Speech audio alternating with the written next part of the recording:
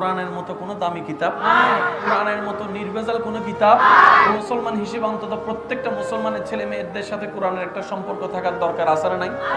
আছে বর্তমানে, কেন নাই? শুনেন, কোরআন পড়তে গেলে কায়দা লাগবে, কায়দাটা মুক্তবে। আর আপনারা যখন আমরা ছোট ছিলাম তখন দেখছি সকালবেলা হলেই ছোট্ট ছোট্ট বাচ্চারা, এখন কি সেই দৃশ্য আর দেখা যায়? কেন দেখা যায় না? তারা বলে মুসলমানদেরকে যদি বলি কোরআন পড়িও না, মানবে না। একটা হিকমত করো, কৌশল করো, কি মক্তবের টাইমের সাথে মিলিয়ে একটা ইংরেজির সিস্টেম চালু করে দাও, মাদের মাথায় বসাই দাও। বিশ্বের রাজত্ব করতে গেলে ইংরেজি ভাষা শেখা লাগবে।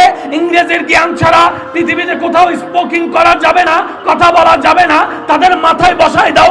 ডাক্তারি করতে গেলে ইংরেজি জানা লাগবে, ইঞ্জিনিয়ার হতে গেলে ইংরেজি জানা লাগবে। সুতরাং কিন্ডারগার্টেন এমন ভাবে খুলে দাও মক্তব যেন আস্তে আস্তে বন্ধ হয়ে যায়। তারাই সাকসেস হয়েছে, আমরাই গর্তের মধ্যে পা দিয়ে দিয়ে